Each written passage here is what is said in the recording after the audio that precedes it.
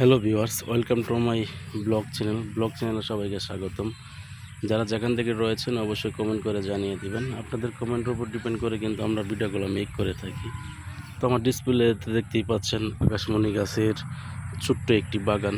তো এই আকাশমণি গাছের ছোট্ট বাগান করতে কি কি লাগে সে সম্পর্কে আমরা কিন্তু আজ আলোচনা করে দিব। তো আমি ফার্স্ট অফ অল আপনাদেরকে একটু দেখাই। তো আমার কাছে কিন্তু প্রতিটা গাছে কিন্তু এক সামার টু সামার রয়েছে। তো গাছের পাতাগুলো কিন্তু খুবই সুন্দর।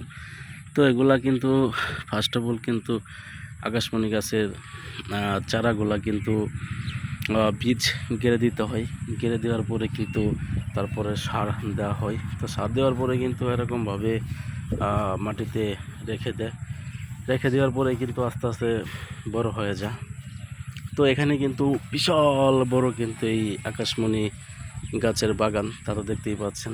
তবে এখানে এই গাছগুলা 10 থেকে 15 দিন পরে কিন্তু বড় হয়ে যায় এই গাছগুলা। তো এই গাছগুলা কিন্তু অনেক বড় হলে এগুলা কিন্তু আমাদের ঘরবাড়ি বা বিভিন্ন ধরনের কিন্তু আমরা কাজে ব্যবহার করতে পারি। তো আপনারা চাইলেও কিন্তু এরকম বাগান করে অনেক টাকা লাভবান হতে পারবেন। তো যারা এতক্ষণ পর্যন্ত আমার এই ব্লগ ভিডিওটি দেখেছেন বা শুনেছেন তাদেরকে অসংখ্য পরিমাণ ধন্যবাদ। দেখা হচ্ছে আপনাদের মাঝে নেক্সট কোনো ব্লগ ভিডিও নিয়ে।